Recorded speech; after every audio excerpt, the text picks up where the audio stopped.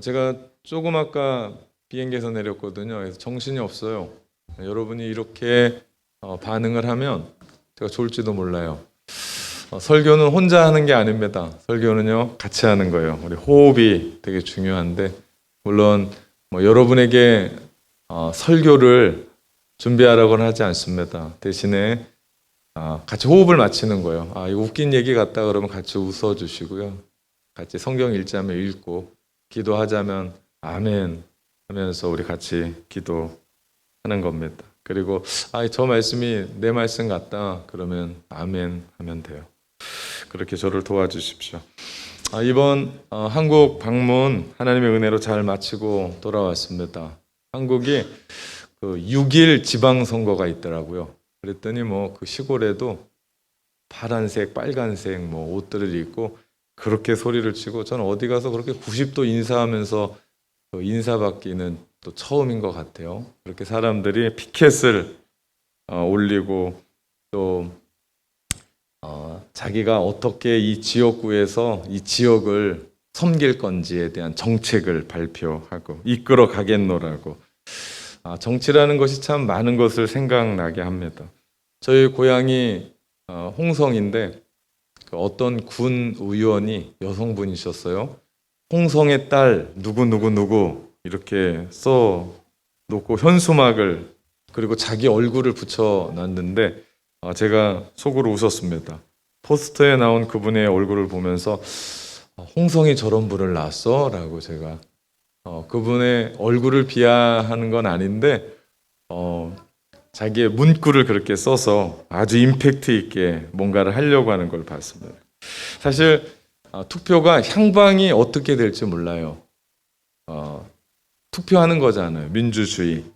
어떻게 흘러갈지 모릅니다. 그러니 막판에 치닫게 되면 서로를 비방하고 헐뜯고 모함하고 끌어내리고 참 이런 일들을 해요. 근데 참 이상한 건 그렇게 큰 소리 내고 비난하고 모함하고 비방하는 그 이야기가 맞는지 안 맞는지랑은 전혀 상관없이, 진위와는 상관없이 목소리가 큰 사람이 또 당선되는 걸 봐요.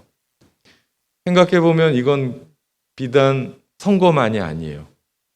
세상을 살면서 돈 벌고 땅을 차지하고 뭔가를 이루어가는 사람은 그냥 조용히 있는 분이 아니고 목소리를 내고 큰 소리를 내고 뭔가를 이루어가는 사람들이 땅도 차지하고 돈도 벌고 하더라. 그러고 보면 오늘 우리가 읽었었던 이 예수님의 말씀, 온유한 자는 복이 있나니 저희가 땅을 기업으로 받을 거다, 복 받을 거다 라고 하는 이 말씀이 해석이 잘 안 됩니다. 내 거라고 주장하고 안 되면 윽박이라고 지르고 욕이라도 하고 해서 결국 얻어내는 세상에 이 말씀은 오늘을 살아가면서 우리에게 많은 지장을 줘요. 이렇게 살다가는 아무것도 얻지를 못합니다. 제대로 세상을 살아갈 수 없는 말씀이에요. 다시 말하면 오늘의 이 말씀과 우리의 삶에 간극이 있어요. 괴리가 너무나 큽니다. 뉴욕의 리디머 교회를 담임했던 팀 켈러 목사님이 있습니다. 그분이 쓴 내가 만든 신이라는 책에 보면 하나님의 말씀이 삶으로 가지 못하는 이유에 대해서 아주 명확하게 얘기를 해요. 왜 하나님의 말씀이 우리의 삶과 괴리가 있을까라고 하는 얘기를 합니다. 이 책을 통해 저자는 인생의 소위 성공을 지향하는 뉴욕 한복판에 있는 그 젊은이들, 얼마나 잘 나가는 사람들일까요? 뉴요커죠. 그들에게 말합니다. 너희의 우상을 제거하지 않으면 하나님이 예배하신 진짜 행복을 얻을 수 없다라고 이야기를 합니다. 그러면서 오랫동안 내 안에 내가 만들어 놓았던 신, 그 하나님 아닙니다. 내가 만든 하나님이 내 안에 있기 때문에 진짜 하나님이 나에게 복을 주시는 삶으로 나가는 것을 막고 있다라고 얘기를 해요. 그러면서 이런 얘기합니다. 절망에서 헤어나 전진하려면 우리 마음과 문화에 자리한 우상을 분별해야 한다. 하지만 그것만으로는 부족하다. 가짜 신들의 악 영향에서 벗어나 해방되는 길은 참 하나님께로 돌이키는 것뿐이다. 살아계신 하나님은 신의 산과 십자가에서 자신을 계시하셨다. 그분을 만나면 진정으로 당신을 용서해 주신다. 능히 그러실 수 있는 분은 주님뿐이다. 왜냐하면 내가 만든 신은 반드시 나를 배반하기 때문이다. 그 어떤 인간의 성공 신화도 부족함이 없는 풍족한 소유와 소비로도 내 영혼의 헐벗음을 면치 못하게 한다. 결국 참 하나님으로 대치하지 않으면 계속 대상만 바뀔 뿐이다 라고 얘기합니다. 우리가 진짜 하나님을 만나지 못하면요, 우리 안에 내가 세워놓은 소위 성공이라고 하는 그 가짜 신 우상일 수도 있죠. 그것으로 말미암아 우리는 하나님께로부터 복을 못 받는다는 겁니다. 오늘 우리가 예배를 드리고 말씀에 귀를 기울이는 것은 오직 한 가지 이유입니다. 그것은 내가 만든 가짜 신에게 마음의 위로를 받고 내가 원하는 것을 간구함이 아니라 참 하나님이신 그분이 나에게 원하는 것이 무엇인지, 그리고 그것이 진정으로 위로고 행복임을 깨닫고자 오늘 우리는, 뉴질랜드가 많이 추워졌어요. 겨울로 들어갑니다. 그럼에도 불구하고 이 자리에 나와서 하나님을 예배하는 줄 믿습니다. 예배하면서요, 우리는 그 하나님 만나야 돼요. 참 하나님. 내가 세워놨던 그 하나님은 가짜입니다. 그 하나님, 말씀 속에서 우리 가운데 주시는 그 하나님. 그럴 때 우리는 말씀과 삶에 괴리가 있고 간극이 있는 이 삶을 메꿀 수가 있고, 우리는 그 삶 속에서 하나님의 말씀을 지켜 살아갈 수 있는 줄 믿습니다. 이것이 오늘을 하나님의 나라로 사는 삶입니다. 오늘 말씀은 산상수훈의 팔복의 세 번째 말씀이에요. 5절, 온유한 자는 복이 있나니 그들이 땅을 기업으로 받을 것이요. 우리 공동 번역으로 보면요, 온유한 사람은 행복하다. 그들은 땅을 차지할 거다. 온유에 대한 이야기를 하고 계세요. 온유를 헬라어로 보면 우리 프라우스예요. 이건 야생마. 사람이 길들이지 않는 야생마. 우리 들판을 뛰어다니는 그 힘 좋은 야생마가 주인의 손에 길들여져서 준마가 된 상태를 이야기하는 것이 프라우스라고 하는 단어의 뜻이에요. 힘이 엄청난 거예요. 그런데 그 힘이 내 마음대로 조절되는 것이 아니라 주인에 의해서 조절된 상태, 통제받는 상태. 그러고 보면 온유는요, 그냥 착하고 힘이 없고 말 없고 아무것도 못하는 게 아니에요.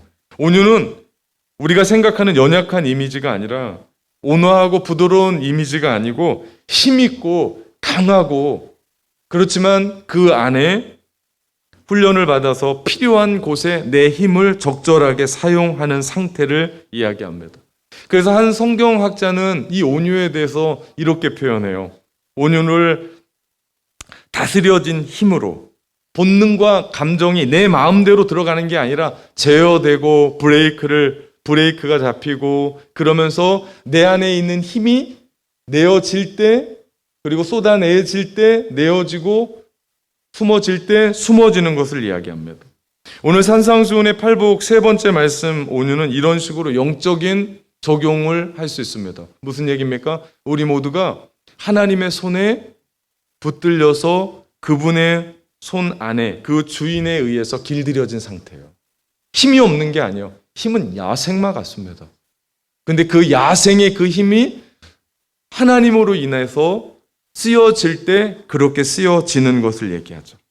자기 고집, 자기 야망, 자기 동기, 분노, 자기 상식, 자기 자존감을 다 내려놓고 오직 하나님의 말씀에 붙들려져 있는 상태, 그 사람이 복받는다.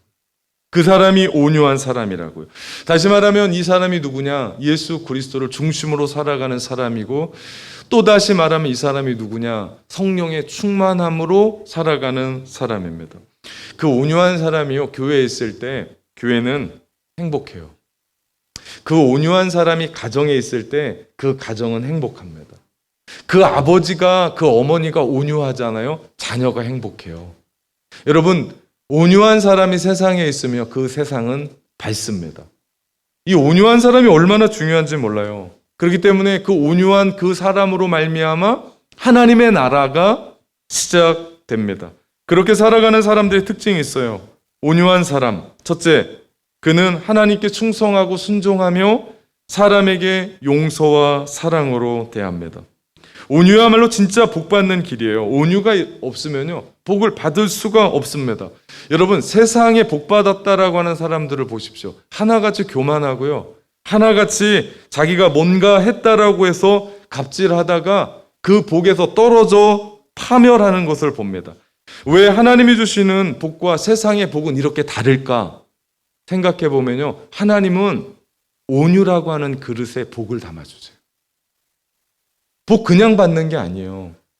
여러분, 우리에게 물 한 컵을 주더라도 그 모양에 따라, 그 사이즈에 따라 우리가 어떤 물을 받느냐가 다른 것처럼 하나님이 우리에게 복 주시는데 그냥 냈다 하고 부어주는 건 없습니다.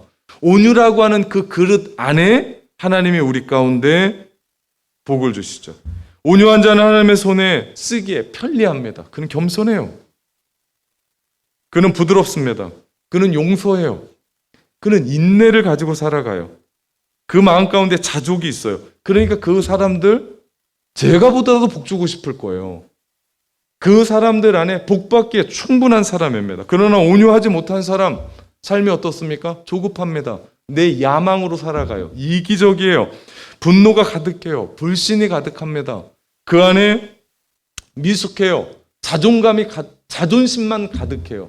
그러니 그 안에 하나님이 복을 주셔도 그게 복인 줄 모르고 살아가요. 복을 붙잡아야 되는데 다 놓쳐버려요. 밑받은 독처럼, 바가지처럼. 그러니 그 마음 가운데 상실감이 있어요. 그 마음 가운데 좌절감. 이거 누가 준 거예요? 하나님이요? 아니요. 내 마음 가운데 온유하지 못하니까 위에서부터 주시는 그 복이 복인 줄 모르고 살아가더라.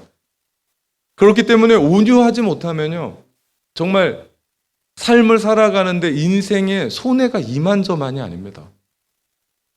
둘째, 온유한 사람은요, 하나님의 뜻을 진심으로 선호해요. 그냥 주일날 이렇게 와서 그냥 말씀 듣는 것뿐만이 아니고 그 말씀에 대해서 내가 아멘하고 내가 그 말씀 어려워도 삶에 간극이 있어도 지키겠습니다. 그런 마음으로 내 마음 가운데 하나님의 말씀을 따라갑니다. 온유한 사람은요, 자기의 뜻과 자기의 방법을 포기합니다. 그래야 그 말씀 그대로 살아가죠. 하나님의 말씀에 순종한다라고 얘기했을 때 그 순종은 100%입니다. 99%의 순종은 없어요. 여러분, 물은 100도에서 끓어요. 99도의 물은 절대 끓지 않습니다. 그 물은 사발면이나 부어 먹는 물이지 그 물 보고 끓는다고 얘기하잖아요. 역시 마찬가지예요. 순종에 있어서 100%예요. 나의 의견이 1%로만 들어가도 그건 불순종입니다. 하나님이 우리 가운데 온유한 사람의 특징은 그렇게 100% 하나님의 뜻을 따라 살아갑니다. 여러분, 왜 현대를 살아가는 사람들이 화를 낼까요? 왜 화가 충만합니까? 왜 현대를 살아가는 사람들이 쉽게 상처를 받고 마음 문을 닫아버리죠? 왜 현대를 살아가는 사람들이 내가 그렇게 잘났다고 생각합니까? 왜 많은 경우 내가 더 옳고 내가 더 훌륭하고 왜 나를 몰라주고 왜 나를 무시한다라고 생각합니까? 그것은요, 현대인들이 모두가 다 자기 중심적이에요. 다 나만 알아요. 나만 옳아요. 내 뜻대로 돌아가야 돼요. 얼마나 이기적인지 모르면 거기엔 하나님의 뜻이 없습니다. 그러니 내 안에 분이 가득한 거예요. 화가 가득한 거예요. 여러분, 온유한 사람은 그렇지 않습니다. 온유한 사람은 세상이 내 뜻대로 안 돌아가도요, 하나님의 말씀 속에 하나님의 말씀 그대로가 세상에 흘러간다면 기뻐할 수 있는 사람입니다. 생각해 보십시오. 여러분 뜻대로 세상이 돌아가면 그 제대로 돌아가겠습니까? 말도 안 되는 얘기인데 우리는 말도 안 되는 것이 맞다라고 화를 내며 살아갑니다. 다시 말하면 하나님이 없으면 우리의 삶엔 온유가 없습니다. 하나님 없는데도 온유하다? 속지 마십시오. 온유한 척 하는 겁니다. 거기엔 온유가 없습니다. 셋째, 온유는요, 중용의 마음이요. 골든 민이라고 영어를 찾아보네요. 중용의 마음. 온유는 마음이 잘 다스려지는 절제예요. 받아들일 수 있는 수용을 그 마음 가운데, 그 마음이 얼마나 넓은지 몰라요. 이것이 온유한 마음이에요. 그렇기 때문에 가만 보면 부드러워요. 아, 참 겸손해요. 온유한 사람. 왜? 그렇게 받아들여요. 어떤 잘못을 하고 내가 어떤 일들을 해도 넓은 마음이에요. 그래서 그 사람에 기대고 싶어요.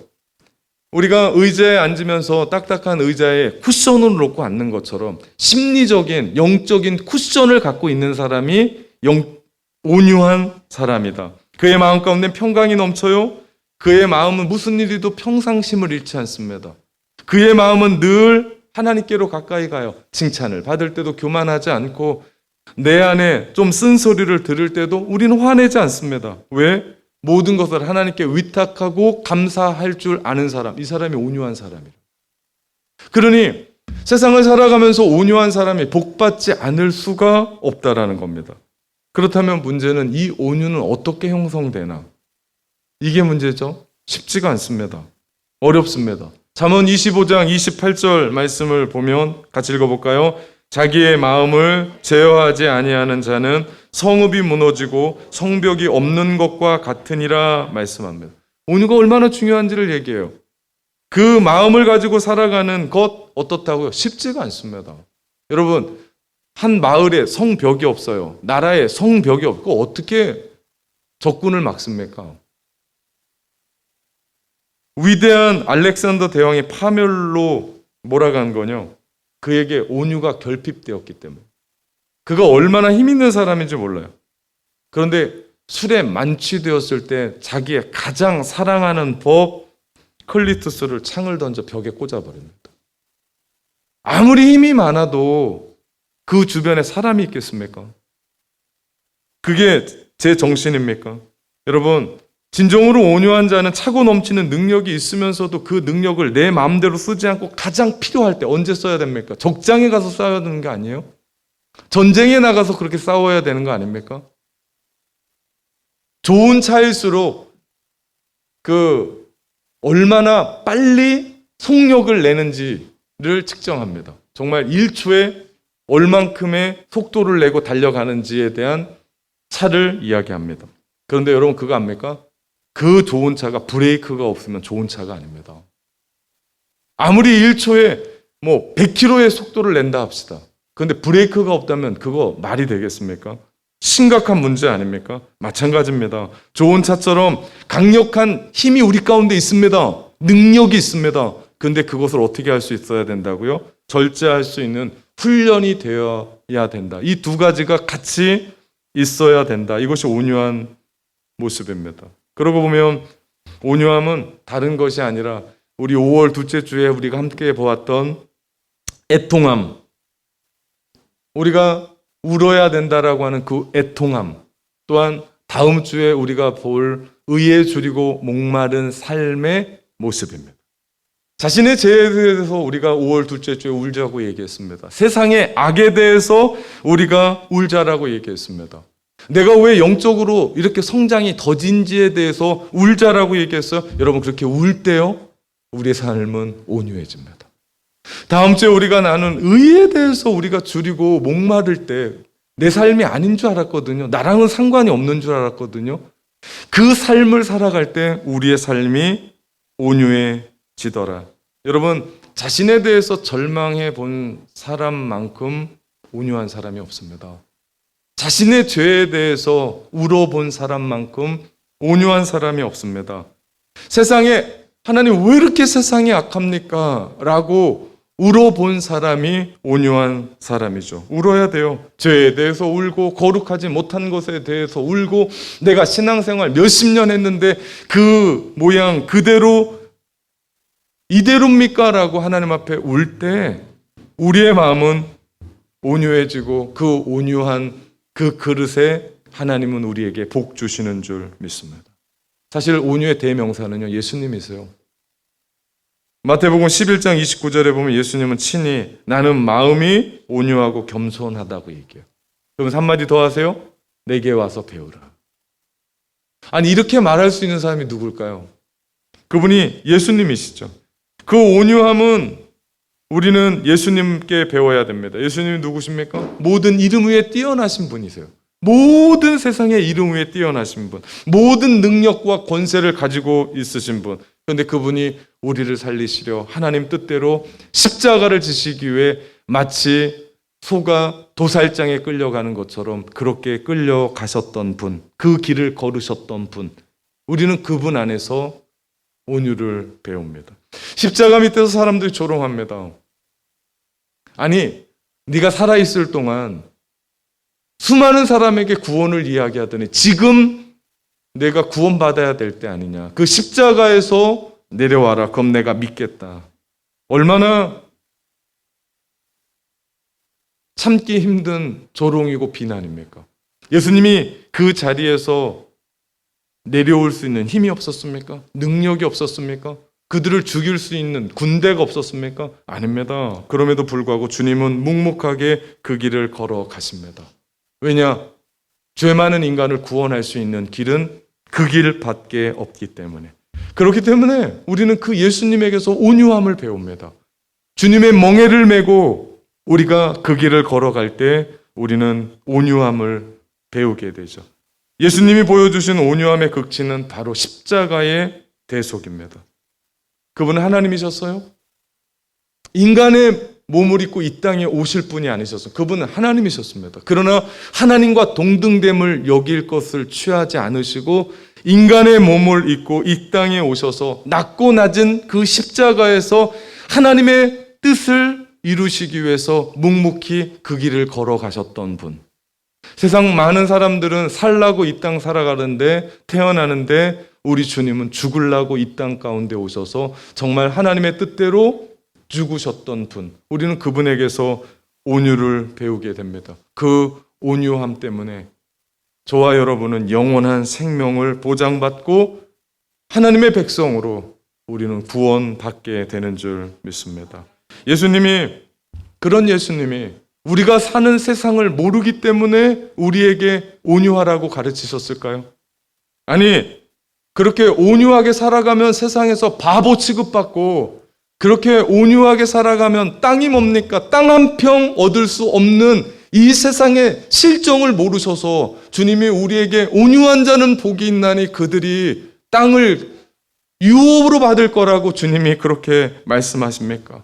어떻게 보면 욕하고 윽박 지르고 큰 소리 지르고 마이크 대고 소리 질러야만 내가 그 땅을 얻고 내가 그 땅 한 평이라도 얻는 세상 속에 살아가면서도 우리 주님은 우리에게 너희 온유해야 된다. 너희 온유해야 된다라고 우리 가운데 말씀하십니다. 이 문제는요, 시편 37편의 시인이 하나님께 외쳤던 탄식이었습니다. 시인이 세상을 보니까 세상이 공평하지 않는 거예요. 하나님 어떻게 악인이 저렇게 잘 삽니까? 하나님 어떻게 악인이 장수까지 합니까? 하나님 남의 것 다 뺏고 그런 사람들이 어떻게 잘 되고 부유하고 또 오래 삽니까? 시인의 마음 가운데 분통이 있었습니다. 불평하고 하나님 앞에 질문합니다. 그럴 때 하나님은 그 시인에게 불평하고 시기하고 분노하지 말라고 말씀하십니다. 대신에 하나님을 의뢰하고 하나님께 맡기고 하나님을 기뻐하라고 얘기합니다. 왜냐하면 결국 땅을 차지하는 것은 하나님을 소망하는 자, 온유한 자이기 때문이라고 말씀하십니다. 그러면서 시편 37편 9절에 같이 읽어볼까요? 여호와를 소망하는 자들은 땅을 차지하리로다. 시편 37편 11절은요, 온유한 자들은 땅을 차지하며 풍부와 화평으로 즐거워하리로다 말씀합니다.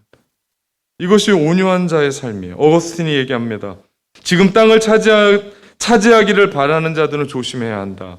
당신이 만약 온유하다면 그것을 차지할 것이지만 자만한다면 오히려 땅이 당신을 차지할 것이다. 기울여야 됩니다. 이삭은 온유했습니다. 그날로 이주했던 이삭은 하는 일마다 잘 됐습니다. 그러자 블레셋 사람들이 시기했어요. 그래서 이삭이 가는 곳마다 우물을 팔 때 우물을 뺏었습니다. 이삭은 싸우지 않습니다. 그냥 내줍니다. 또 다른 데 가서 파니까 물이 나오는 거예요. 자기들은 물이 아무리 파도 물이 안 나오는데 이삭이 파기만 하면 물이 나오는 겁니다. 3번 그렇게 뺏기를 계속하면서 양보합니다. 결국 블레셋 왕인 아비멜렉이 직접 찾아와서 머리를 조아리고 이삭과 화친하고 평화 조약을 맺습니다. 그러면서 그가 이런 얘기합니다. 창세기 26장 28절 여호와께서 너와 함께 계심을 우리가 분명히 보았노라. 온유함을 온유함으로 살아가는 여러분에게 지금은 어렵고 눈물 나고 힘들고 아무것도 없을지 모르지만 온유함으로 살아가는 우리에게 마침내 누군가 와서 당신과 함께하는 하나님을 내가 분명히 보았소 라고 하는 고백을 듣는 여러분 되시기를 주님의 이름으로 축원합니다. 이 삶을 우리가 살아내야 돼요. 이것이 온유한 사람이에요. 그리고 이삭이 그것을 르호봇이라고 정합니다. 넓은 장소, 그곳에서 형통함과 평안함을 누립니다. 이것이 땅을 기업으로 받는다는 의미입니다. 처음에는 손해보는 것 같습니다. 처음엔 땅 한 평 얻을 수 없는 것 같아요. 내가 왜 이렇게 예수 믿고 살아야 되나?